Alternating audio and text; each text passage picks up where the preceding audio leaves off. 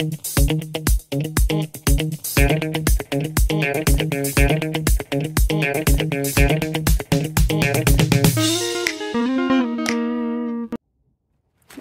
hi. Yeah, today there is a little bit of a perspective change happening, because sometimes the answers are in the details, you know. Will it be the case for the next question? Let's see.